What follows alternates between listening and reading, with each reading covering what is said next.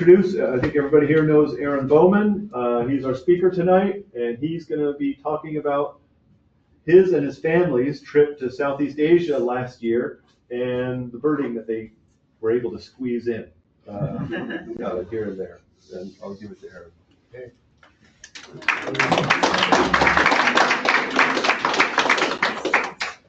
Good evening. Yes, I must say this is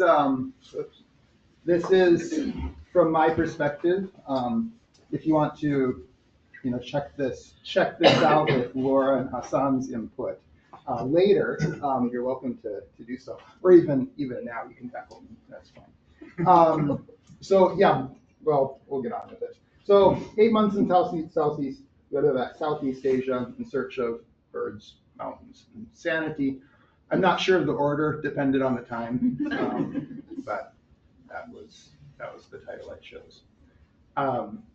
This presentation will make it look like that's basically what we did, and Southeast Asia is full of all sorts of birds and primates and everything.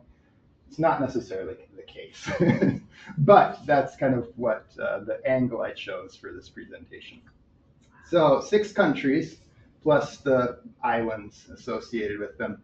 Malaysia, this is the peninsular Malaysia and Bornean Malaysia.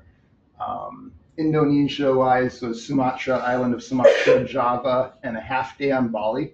We'll get to that. Thailand was a quick trip with Hassan and I, about 5-day trip with one priority. Philippines was Palawan, Luzon, and Negros. The first visa run.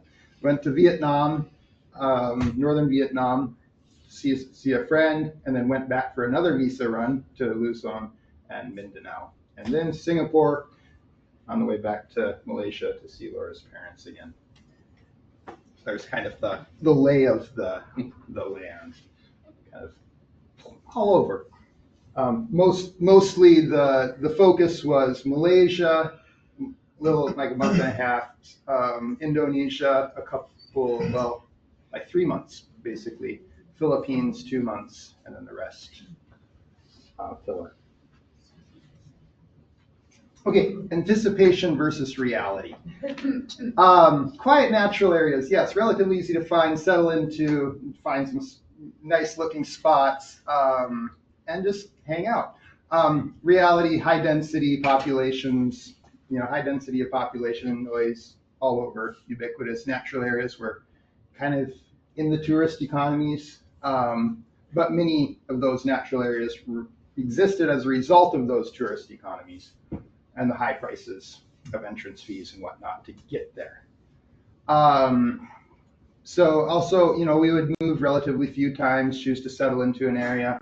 Reality, stayed at 40 different places, not including the trains, overnight buses, airplanes, airports, etc. I would, birdwatch opportunistically, not expecting too many species. Reality, it became kind of my coping mechanism for heat and all sorts of stresses. And if my family wanted to see me, I just was bird watching, I guess. But sorry. And you're still together. And we're still here. Okay, reality continued. So if you look at the area and sat image, most of the forest areas seen in those areas are, there are a lot of plantations, relatively few, relatively low biodiversity. It's kind of hard to sleuth out like what is actually the prime habitat areas. You have to really kind of get to know the satellite imagery. Bird capture for the caged bird trade is rampant, driving many species to the brink of extinction within a 10-year time period. Just because of the market. The market would go from one bird to another, hits that bird, and then it would just be basically, almost extinct within 10 years. And COVID exacerbated that. COVID did exacerbate People that. weren't working and they had time to be out collecting birds or nests. Yeah, they had to have that money because there are no tourists. That was a driving finance.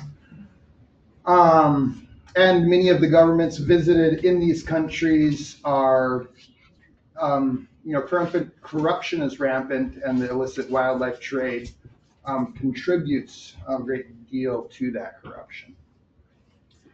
And many areas require guides limiting free travel and exploration at your own pace, which is kind of in your face with what you experience here. It's like, yeah, guide, well, just don't kill yourself, just get out there, right?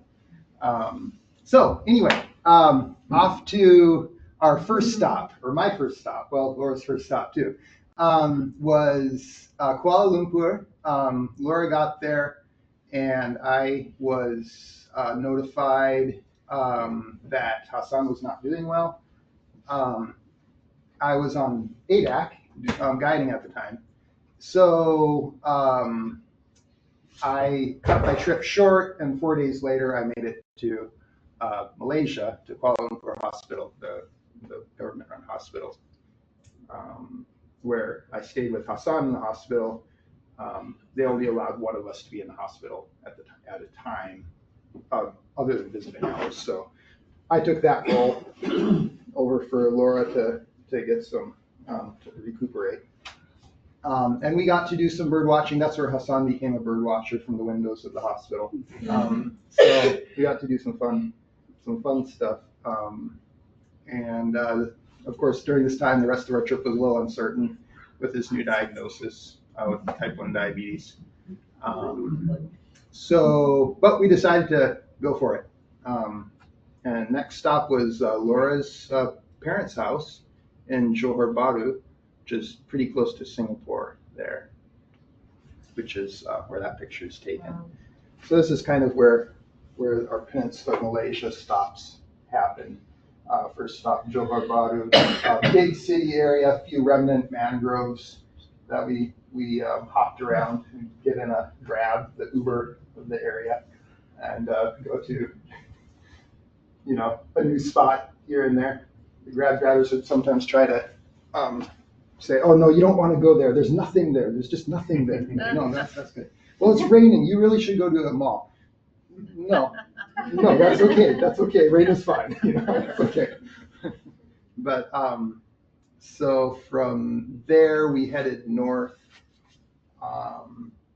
to Kuala Tahan area, a national park in this area, and then to the areas around the Kuala Lumpur because of follow-up appointments for Hassan. So we were bird watching wherever we went. Here are some of the species we saw in the Johor Bahru area. Painted storks, and introduced species to the area, milky storks. And then, yeah, really cool. Some pretty cool birds. That stork-billed kingfisher is like close to a crow-sized bird. It's really big. Some more species on the peninsula that we got to see.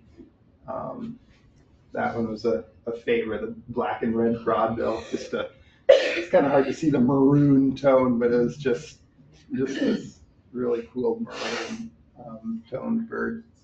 And the forest wagtail was new for me in the last number of decades. I saw one in Japan a long time ago, a wintering species down there. And then primates in the area. White-handed gibbon in the big national forests. Long-tailed macaque were everywhere. Kind of the outskirts of the cities. The silvery lutung, and then the dusky langur. Both the silvery lutung and the dusky langur have orange babies. That's pretty cool. So I would say probably the white-handed gibbon requires the most intact old forest, and then the silvery lutung and the dusky langur can kind of be in the not so old growth areas as well, more the second growth. So from there, we thought we would go to Vietnam, but so it was a little bit of a spur of the moment thing. Our visa was rejected as we were checking in for boarding to go to Vietnam. So we're like, oh, we're walking backwards through security and all this. And I'm like, oh, great. Now what do we do? So after a little decision-making lunchtime in the Kuala Lumpur airport, we decided let's go to Borneo. So off we went to Borneo, and it was definitely a week-long highlight. Got to see the whitehead's broadbill, and a lot of other. Any idea why your visas were rejected? Yeah. Mistaken the date. I was not careful in There was some. entering Hassan's birth date. So there's Vietnam is our sticker. Well, there were a couple errors that occurred, and then after that we figured it out. We both looked at them 4 times before we submitted it. After that, we got there eventually. I find it interesting that bird's called a broadbill when I can't even see its bill. Right? Yeah, it's like if it opens its mouth, it's like wow, it's a gaping open mouth thing there. But yeah, it's tiny. It is the exposed part of the bill is very small. Yeah, Whitehead. I guess he was one of the colonial naturalists that the colonial era naturalists that came through.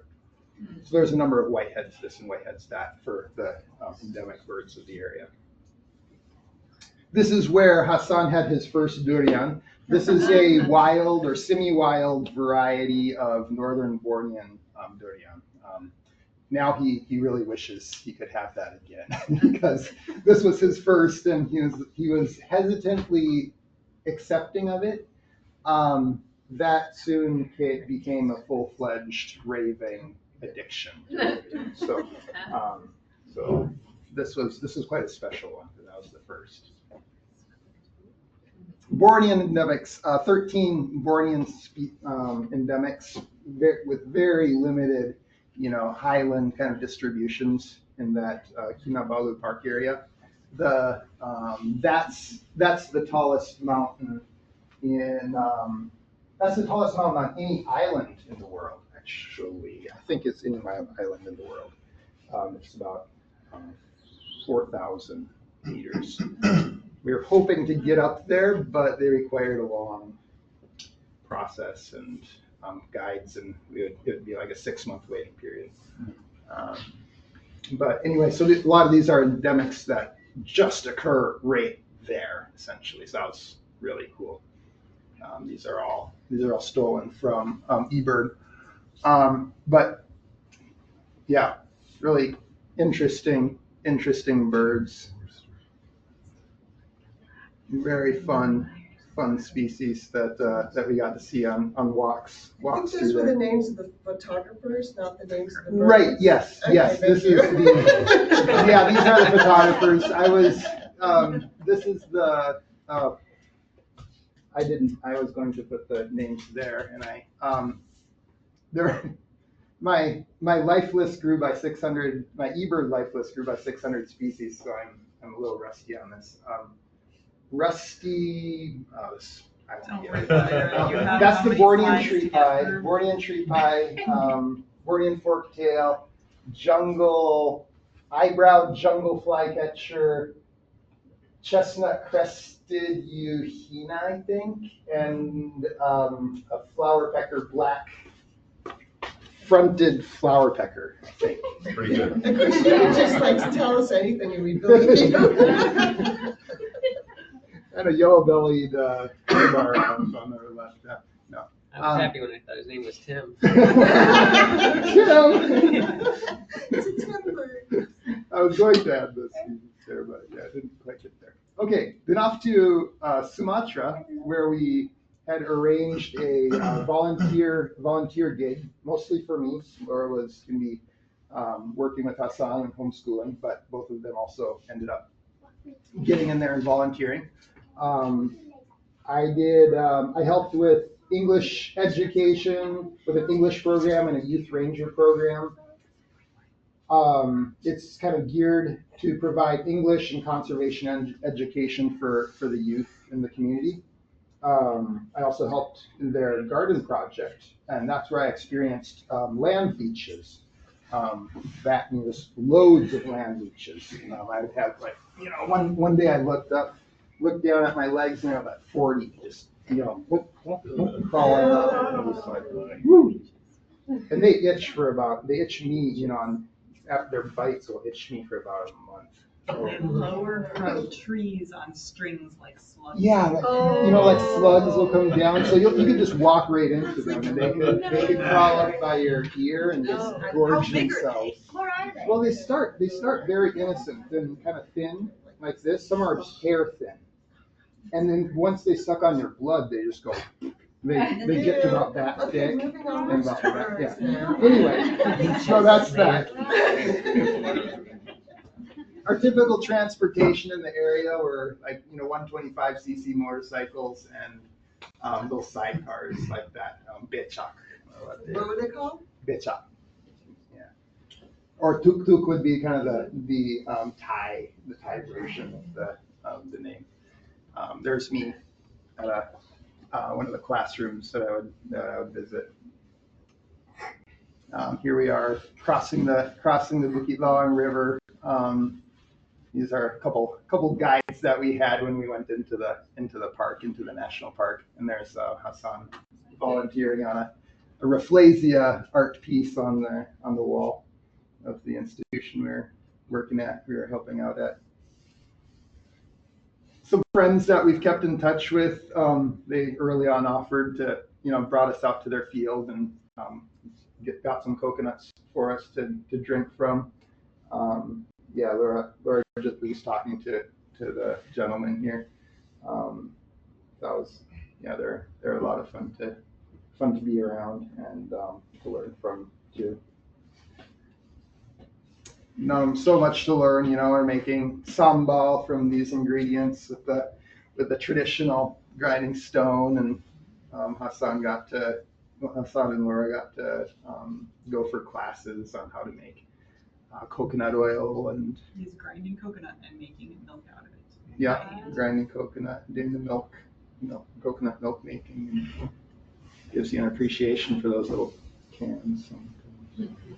But that's really good. That stuff is. Some of the wildlife species we got to see there, bats were. There was a bat cave, really fun. I'm not sure what species they were. I didn't dig that deep. I might be able to identify them. The Thomas's leaf monkey is a rare northern Sumatra. What was his name? Didn't get to that. These I actually took, so I didn't have to put the individuals' names on. That's my next question. The orangutan probably has a name. The orangutan probably does have a name. Actually, is that a young? No, that's a female. Yeah, it's a female, so it probably does have a name. Yeah. It's the national park entrance area had a number of orangutan around there, and a lot of them had names because they were the reintroduced ones that were taken from the illicit trade, essentially, and reintroduced into the wild. And there were also some wild orangutan in the area too that would intermingle. The viper. I was told, oh, you can get closer than that. Go ahead, Aaron, get closer than that. I said, isn't it poisonous? Oh yeah, it's poisonous. But it's not aggressive. It's not aggressive. Well, this is fun. But yeah, some of the birds in the area. The birds in that area definitely were picked over by the bird trade. So there are a number of species that I was essentially expecting to find in that area that should be common, but that were not there anymore.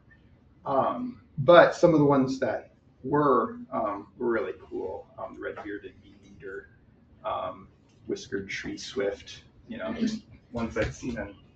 Does the bee-eater really eat bees? Well, yes. Yeah, bee-eaters do eat bees. This one, so the red-bearded bee-eater is a riverine or riparian corridor bee-eater. A lot of the others are drier area bee-eaters. This one, though, I'm guessing eats flying insects. I don't know about bees. There are quite a few honeybees in the area, though, so I would not be surprised. Aji, so this is Aji. He's the self-proclaimed only local bird watcher in the Bukit Lao in that area, and I would believe it. A German birder came and stayed with him, at his lodge, and introduced him to birding, and now he, caters to the bird watchers that come through, like me. But there are not very many bird watchers. It's most of the people are coming in to see orangutan. But we got together and hit it off and had a great time and stayed at his lodge towards the end of the time there in northern Sumatra. But if you do head to the northern Sumatra area, I definitely recommend him and his lodge for looking around that area. It's amazing. Our next adventure on Sumatra is to the island of Samosir, which is in the middle of Lake Toba. It's the biggest volcanic caldera lake in the world, I believe. And this was the eco farm on that island that we stayed at. Are those coffee beans? Those are cocoa. Those are cocoa beans that we're helping process. That was fun. They would include us in whatever they were up to. They're like, oh, you want to help, pick taro or get the coffee or it wasn't coffee at that time. It was the cocoa.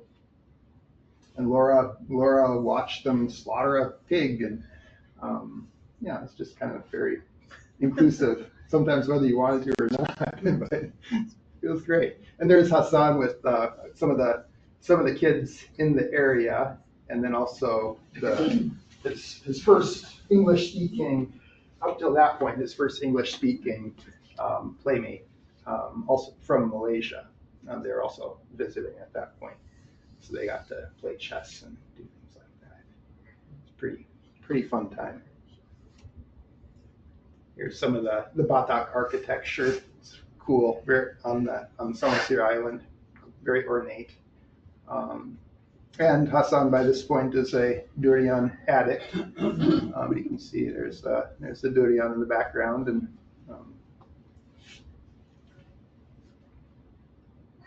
and some of the species we see on Samosir. I like the flycatcher, so that is its name. Zappy's flycatcher. It kind of sounds like a Far Side comic or something. Zappy flycatcher. But some of these are fun, and I'm seeing some birds that I grew up with in Japan, like the brown shrike, but they're on their wintering range. So that's pretty fun to be on the wintering grounds. Okay, off of Samosir and back to Medan, a relocation stopover where we meet a Grab driver who takes us on a durian tour, because Medan is very famous for some of the durian, so he's happy to introduce us to some of his favorites, and that was a good memory. We realized at that point that some of the durian are so powerful that it's like you just can't finish even a small portion. They're just so powerful and so sweet that even that much will just flush you. You're not supposed to mix alcohol and durian, and they're serious. They're like, this stuff raises your blood pressure and everything. Wow. Yeah. So it's intense in sweetness, or intense in sweetness, and if you've never had a durian, it's just impossible to explain. It's like pudding, and in a a little bit more solid form, and it's sweet and powerful at the same time. At first it'll smell like rotten onions, but then after you eat them and you appreciate them, you can't smell how they used to smell. Like it vanishes. Like you smell and you're like, oh, it's good. Oh, that's a great smell. So now I can't, it's like, oh yeah, this is an awesome smell. You're passing them on the road, and you can be going by, you can be sleeping in a car, and you're like, oh, we're passing duty on stalls. You just know. Yeah. Okay, off to Java. So after being in on Sumatra for about 6 weeks, we head to Surabaya, fly down to Surabaya, where we rendezvous with Laura's family. They all traveled there as well, and we had a little bit of a big bit of a family reunion. And there's Laura in her natural habitat, where she used to buy embroidery thread as a kid.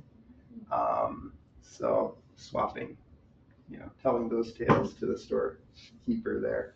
You grew up in Java? Yeah, Laura. So we got to hang out in some of her old spots, including we stayed in her old bedroom. So a family friend now owns that house. So it was very fun.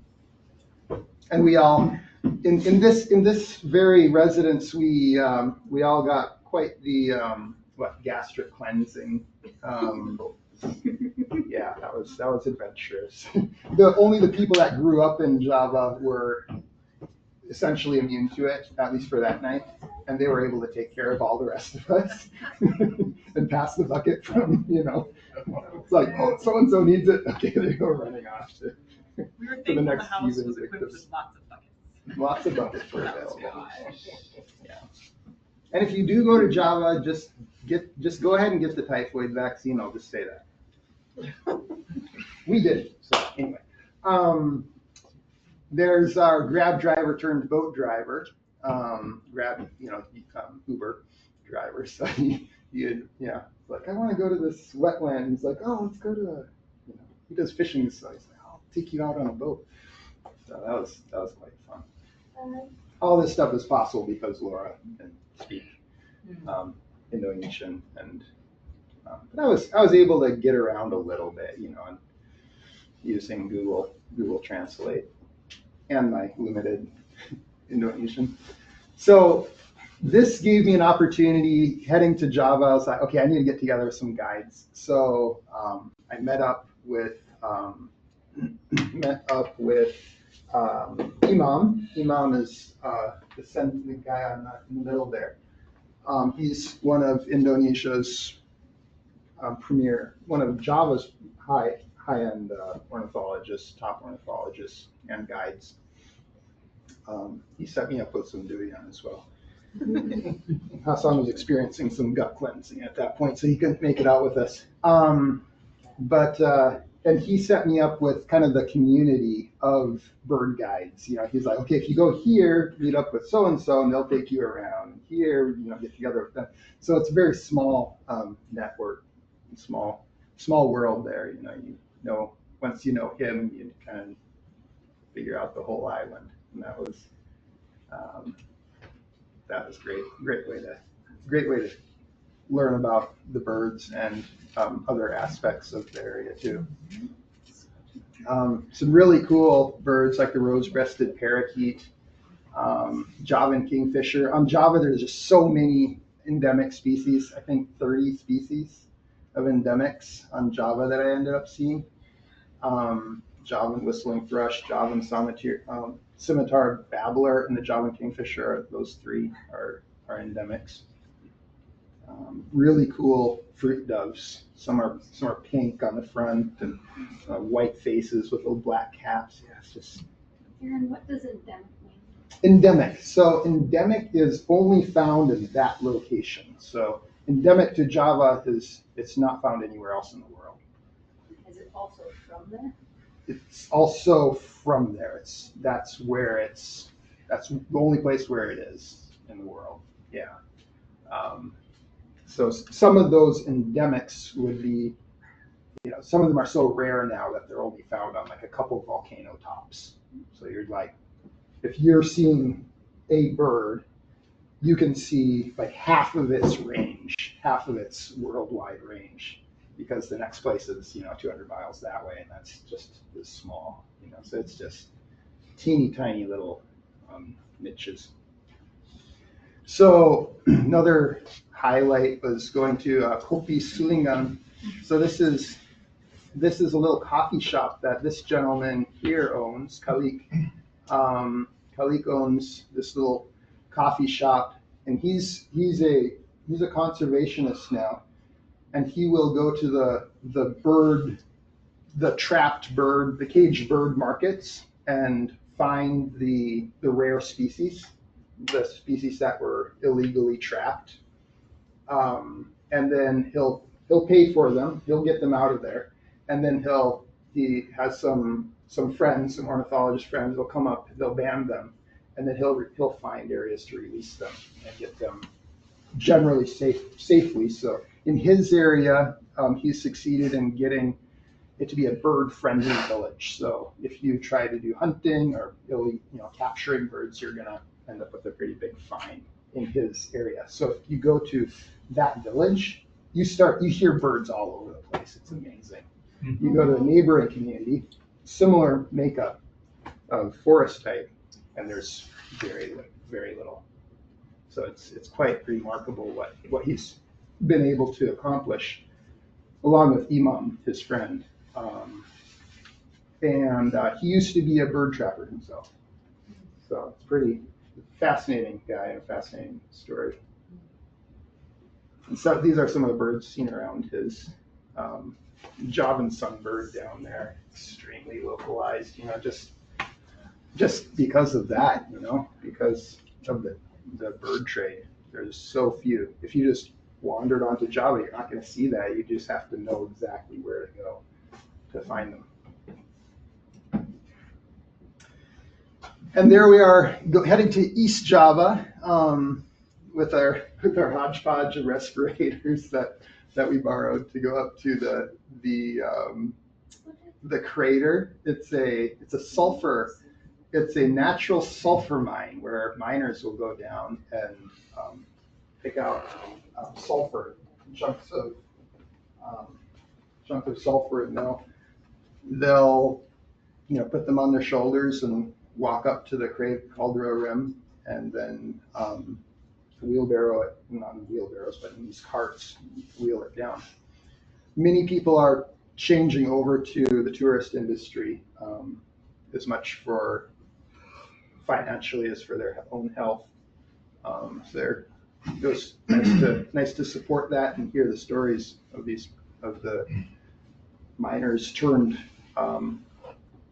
homestay owners, or some of them are still mining as well. Here's another bird guide who I met through Imam, and he took us around various areas in East Java, and we ended up staying with his family outside of the national park for a few days. That was a lot of fun. In those areas, we got to experience some other non-bird wildlife as well. Monitor lizard, giant black squirrel. They're about the size of a fox. This is the East Javan lanier, very, very localized species, and this is the bunting, thank you, and the East Javan deer. And the one that I didn't mention is the spots. Yeah. The leopard, the Javan leopard. There may be just a few hundred of those, but Laura spotted this one. We were driving along. She's like, cat, leopard, something like that. She said something like that, and our guide had to just stop.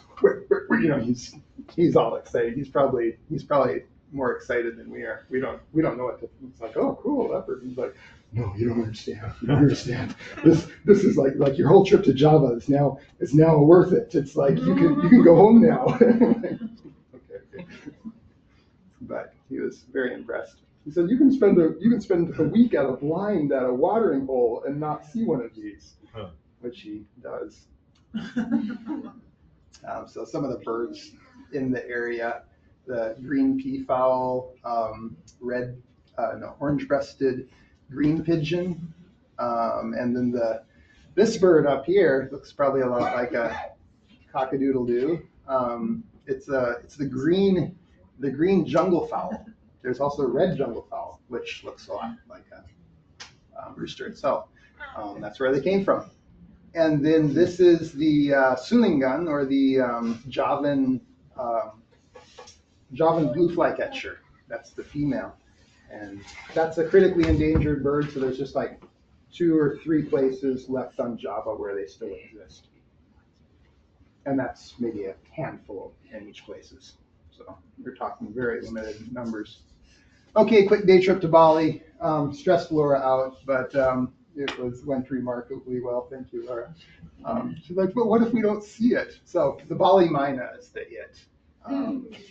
That's, ever since I was in college in Minnesota, they had a cave and a breeding program at the zoo there, because it's a really rare bird. At that point there were like 12 in the wild total, and now there's a number of 100. So they're doing quite well, because the wild market price, or the black market price, is so low. People aren't going out to get them. So good thing they're able to rebound a bit. So we took the ferry over and got to see them. West Java. So we headed then to West Java by way of train and bus, and met up with another great bird guide. It's just so fun as a bird guide to get together with bird guides and swap stories about clients and that kind of stuff. It's great, yeah. And see really cool birds. He showed me these. That nuthatch, I loved it. It's the blue nuthatch. Then some of these 3 on the right are endemics. The Javan banded broadbill, and the Javan bulbul, and the orange spotted bulbul. This was probably one of the crowning moments of birding on Java. So we failed to see with my guide Adun. We failed to see the Javan trogon that day, but he said, okay, tomorrow, if you can, go with your family and just go right here. Just stay right here and just wait for a while. So we did. And it was kind of a busy day, so I was like, shoot, there's not going to be much bird activity. And then we saw this guy, this young Javan gibbon, which is rare, super hard to find, and it was really exciting. See this young Javan gibbon swinging around there. And then it kind of starts, chasing something, and it's chasing this super rare Javan trogon, like hopping through the forest canopy. So that was super, super exciting. Yeah, I texted my Adum and my guide, and he said, "Oh, thank God you saw that beautiful bird." And I was just like, yeah, he feels it.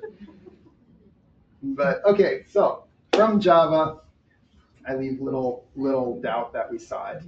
We went to Thailand. Hassan and I went to Thailand, a bird that I've wanted to see since I was a young teenager in Japan, since I knew what it was. The spoon-billed sandpiper. It's one of just a couple places left in the world where they winter, this being the less abundant wintering ground. There's probably there's four wintering birds left in this area, and maybe 2 in another area of Thailand, and then the rest are in Cambodia, if I remember right.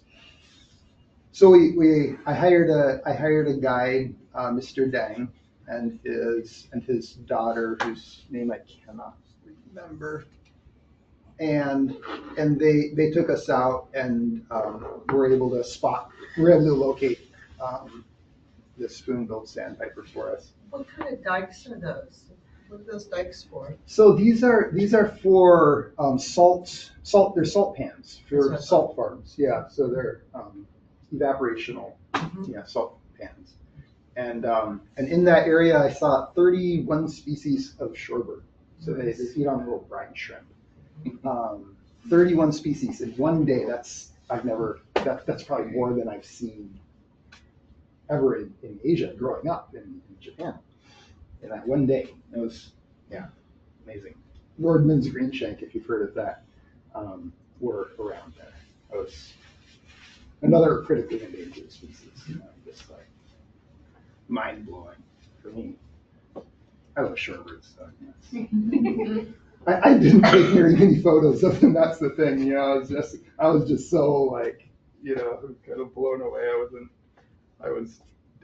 All of my photos of them are just horrible, and I didn't really spend any time taking them. But Banmaka Nature Lodge, we went there just after seeing the spoon-billed sandpipers. Hassan and I went there for 4 days. Very, very memorable. Very memorable time. If you want to see birds and nature in Thailand, that spot's amazing. It's great. They have little kayaks out there. You can paddle around the lake. Super hot, super hot. The whole trip was hot. It was 4 months into the trip where I could let myself be okay.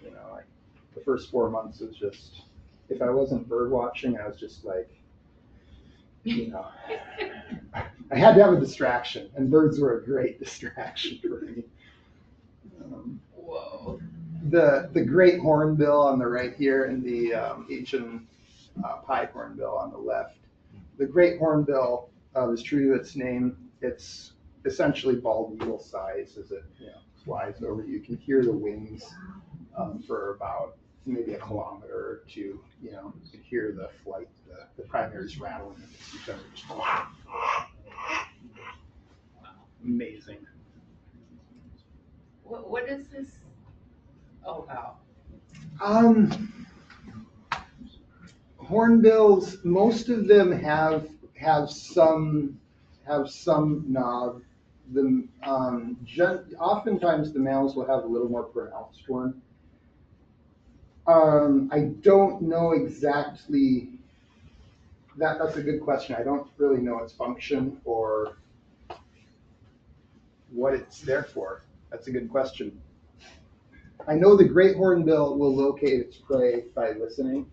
It'll be kind of listening to a tree and then pick for grubs. Some are insectivorous, some are more frugivores. But yeah, some of the other guys. This is the slow lories.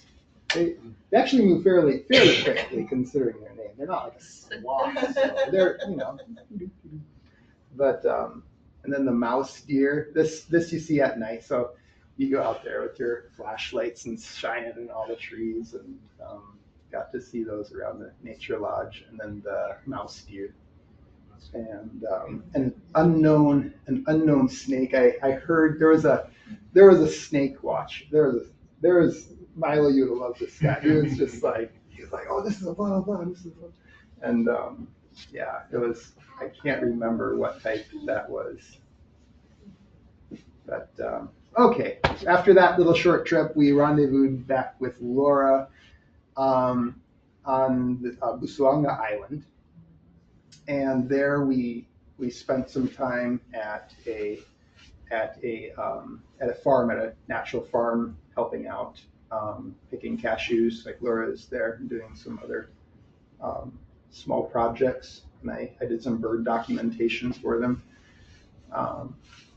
So just kind of made a list of what I was seeing around there, and all of these, but the little rufous-backed dwarf kingfisher are endemics to the Palawan area. And there's cashew fruit up in the top left. Yeah, cashew fruit. This Palawan flower pecker, I believe it is. Palawan flower pecker is dining on some cashew fruit. So then we headed from Busuanga Island up via ferry to Manila. Spent a little bit of time there regrouping and trying to figure out what next in the middle of Easter season, trying to figure out transportation. It was a little tricky. But it was kind of a highlight in this high density urban area.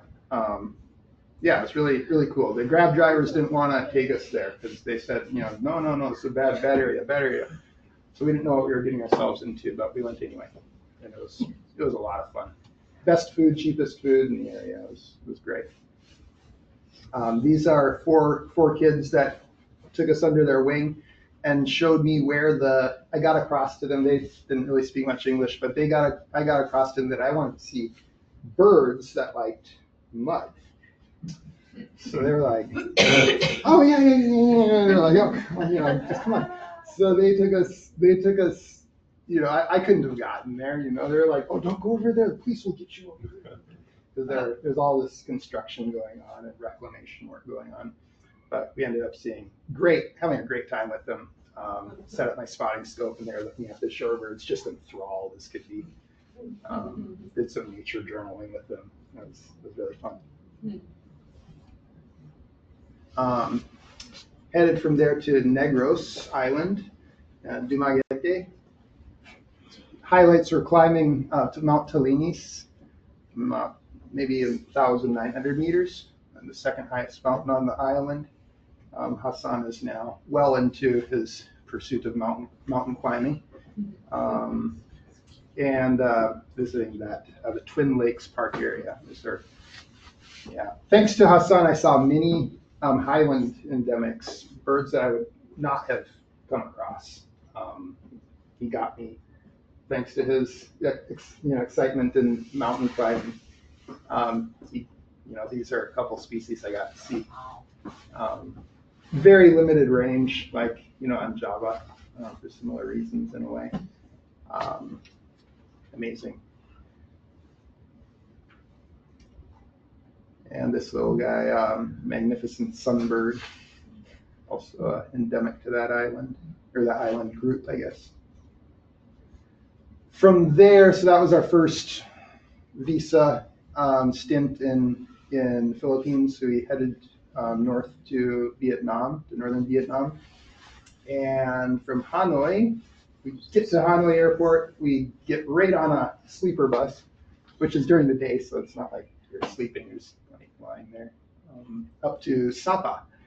And the reason being is to get to the top of this mountain, the tallest mountain in the Indochina Peninsula, that big bulky, this big bulky peninsula area here. That was a fun trip. We needed a guide, so now we're going more into guides for mountains, not so much birds. You can only do so much with 8 months in the cash that you have. So we have a porter and a guide as necessitated by the national park, and we made it up there in 2 days, having an overnight partway along the way. There's this big complex up there. What was the height again? It's 3,143, which is about 10,000, a couple hundred feet. The picture in the middle on the top, is the peak one of those there, or is that a view from the peak? That's a view from part halfway up. So the peak is we're on the peak right here, and then this is just down below the peak. So I don't have a picture of the peak itself from the distance. A beautiful peak, but they put a big complex right up on top, and you can get there now by cable car. Hassan rejected that as a possibility. That was not to happen. The guides were eager to get us off the mountain via cable car. We're like, no. We need to go up and down. Let's do this the right way. So a couple of the species I saw up there were these, which are Himalayan. They're essentially Himalayan species that are on the on the far eastern range of the Himalayan area. So they're more common in the Himalayas, but kind of interspersed into northern Vietnam. From there, we go down a little bit to area of wetlands and these big karst formations. So I wanted to get up to the top of this one near where we were staying. We're staying down here. And What's that word? Karst? Karst. It's like limestone, which gets eroded down by rain, kind of creating these divots. It's super easy to climb on. It's fairly sharp, but you stick to it like Velcro, so you can do some fun climbing on it. So some birds we saw there, the open bill, and the I'm getting into bulbuls now, the black bulbul over here. Okay, now a little whiplash back to the Philippines. Go to Baguio and do some more mountain climbing with this gentleman. What was his name? No. It's their version of Noah. Noah. He was a fantastic guide. We were hoping to not have to go the guide route, but it ended up being a great time. Wonderful time. Some of the species in that region that are endemic to the area. Those aren't the names of the birds. It's the same name. It's the chestnut-faced babbler and the Luzon Island thrush. There you go. And then to Subic Bay. Subic Bay is a fantastic spot for because it's an old U.S. military base, and it's one of the few lowland forested sites, or relatively old growth forested sites in Luzon Island. So in that area, these birds, which are super rare elsewhere, were common. That's the blue-naped parrot, the green racket tail, scaly feathered malkoa, and then the rufous cowpoke. And then down to Davao, down to Mindanao Island. That's finishing up our Philippine trip. Hassan's excitement to get climbing again brought us to some remarkable areas. We didn't realize it, but we kind of entered an area that had turned into a NPA hotbed, kind of a communist rebel hotbed, hot zone. Kidnapped and held for ransom? So we didn't get kidnapped and held for ransom, thankfully. We saw some friendly-looking farmers and carried on. But after we got back, an eBird reviewer saw my list and said, "So how did you get up there?" He had never been up there before. He's just been advised never to go. I said the birding was great. He said, "Yeah, I guess I can see. Your list looks great. That's great." Like, oops. But it seemed okay. It was beautiful. It was a great experience. And some of the species that we got to see up there, definitely never would have seen otherwise. Some of these, that was the Apo Mina, probably one of the most range restricted birds I've seen in the Philippines, just in tiny little spots in the Mount Apo area, and we were right in there. And then let's see, cinnamon ibon, that's related to the house sparrow, big version, and whiskered flower pecker, and then the flame, what is it? I think it's the flame crested flower pecker down there. And wrapping it up in Singapore. We headed back to Singapore on the way up through to see Laura's parents. And my one last bulbul species was the straw-headed bulbul. Now a critically endangered species. You can basically only see it on Singapore. There are a couple other spots, but they're essentially secretive spots. They're because of they have a very high price on the black market. So now with Singapore's heavy rules, you're not going to go in there and trap one of these and get away with it in Singapore, or it's not worth it. You'd get something that you wouldn't want, like caning or whatnot. But so Singapore has some pretty cool birds as a result of its strict enforcement policies, I guess.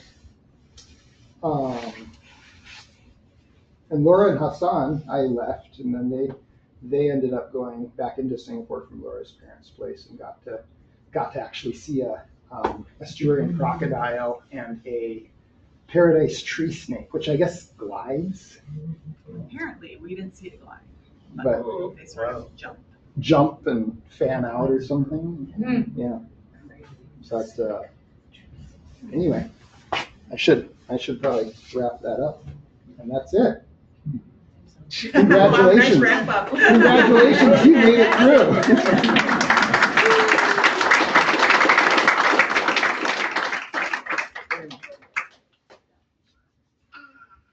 I had two questions.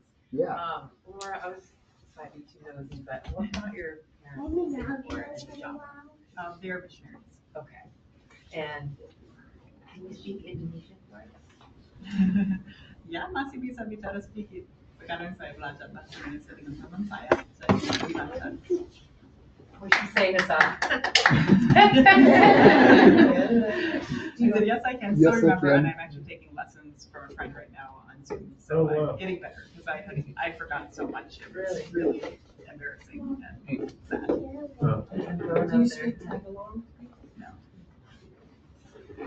So Aaron, what's your life list number now after that trip? It's like 1,100 something. Mm. Yeah. So I broke the 1,000 out there. Yeah. Wow. What was it before your trip? On eBird, it was something like 600 or. Wow, so you like doubled it. Crazy. Only 7,000 to go.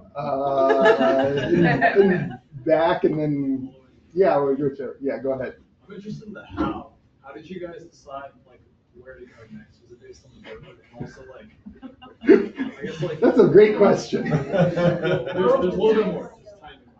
On like getting to where you need to go, like lodging, travel, transportation was like, hey, look, this person's boat. It's like go across this river. Or was it like more like kayak.com? A lot of internet, like in eBird. I was like, okay, where's a good bird spot? So I looked for the bird hot spots. And then I was like, okay, now I need to find, go on Airbnb and see if there's any cheapish areas that we can stay. That was a lot of public transportation. A lot of public transportation. But did you do those plans before you left? No, Or some of those no, were just everything like- was on the, no, this was everything totally on the, Well, other than the volunteer gig. the volunteer we had gig that set was, up. yeah. And we had plans to be in Vietnam, which didn't turn out, but other than that, I remember one day where we didn't know where we were gonna sleep that night, and we walked around. It turned out to be in the Philippines. Who would have known that Palawan, this one spot is really full? So like, we walked to several places trying to find a place to stay. We went to a hostel, and they look at Hassan, they're like, well, we're not really supposed to take that age, but we'll show you what we've got. And we ended up getting a hotel room instead, but yeah. Yeah. So, and actually, it was a lot of internet searches or asking the people there, like, can you book or can you taxi? Just because different countries are different. Was Indonesia the easiest thing? Just I don't know. I let Laura do all the work there, so I she's was probably gonna say, like, Indonesia was no. kind of stressful for me because like I had to do everything. Philippines was pretty nice because everybody spoke English, or not everybody, but a lot. So he could kind of like take care of it. Thailand is easy too. I mean, that was, yeah, with the language barrier even, it was easy. Okay. Is that bird trade really still a big thing? Oh, yeah. Oh, huge. Who gets those? Javan area and China. So the bird Like markets. individuals want some really rare bird, they just keep Yeah. it to have. Yeah, it might not be rare at first, but it becomes rare pretty quickly. Yeah. Yeah. That answered my question. Okay. Yeah. Yeah. You see them in cages all the time. You know, it kind of broke my heart. You know, you just walk down the alley and hear all these birds. And you're like, whoa, what was that one? And you're like, oh, that one's from like New Guinea. You know, you're like, they're from all over. Yeah. You see parrots from New Guinea. You see stuff that, yeah. Near my Mostly parents. or Upper near my- middle class type people having them in cages in their homes or. Yeah, middle, mansions. yeah, I mean, but even lower, you know, income would have the cheaper species. For now, cheaper. Are there cage bird escapees? Yes. That are populating places and confusing things? Or- Yes, my guides are talking about that, yeah, so my guides are telling me about that, so definitely. Tricky. There's singing competitions too. With So- pet birds? Yeah, Yeah. cage birds. So near my parents' house, there's a market and then an empty field with all these poles, and it just like sits empty. But apparently, I've never seen it on bird competition days. All of those poles are for hanging a cage, and then they have the singing competition. So everybody brings their bird and competes. Yeah. I saw shorts quite often and sandals, not much in the way of too bad for bugs or ticks or anything like that, or I mean, biting bugs or definitely outside of leeches. I was worried about dengue and that type of thing, so we lathered up in some areas with protection. And in the leechy areas, I would wear long pants and tuck my socks in. Most of my socks didn't work because leeches start out so thin, they just go right through the socks. And then they get inflated, so they squish up and then you end up stripping out your sock and this blood bath comes out. Yeah, pretty dramatic. Or you see someone's shirt that's like this white shirt, there's this big blood spot. You got a leech on you. Leech checks every You night. don't feel it? No, Not you don't wait till night. you don't feel it until later, until the bite starts to fester. Oh, bummer. Then it itches for a long time. Yeah. Sometimes they get on the eyeball of it. Okay, that's enough. Especially if you camp in those areas. But, So how did you get the leeches off? I just like. Cigarette butt is apparently the best. If you're a smoker, it's quite an easy solution because it cauterizes kind of and stops the bleeding. If you have a hot cigarette, but if you You're not don't, burning yourself? Insult on injury. yeah, you kind of half burn yourself. Yeah. When I went to Tasmania, there were land leeches also, but salt. Salt. And they just drop right off. Yeah. And I learned that by growing up in Palm. All the way. Tobacco juice. If you put tobacco juice in water, or tobacco leaves in water, and then spray it on yourself, that helps. That keeps them off. Okay, thank you for that little insecticidal portion. There you go. Take up smoking and chewing. Take up smoking and chewing. We just bought the leaves in a market. Yeah. Thanks, everybody, and hope to see you on the Christmas bird count in December 10th in the prep for the bird count meeting here. So, You're welcome to stop you, and Aaron. ask questions. Thanks again, Aaron.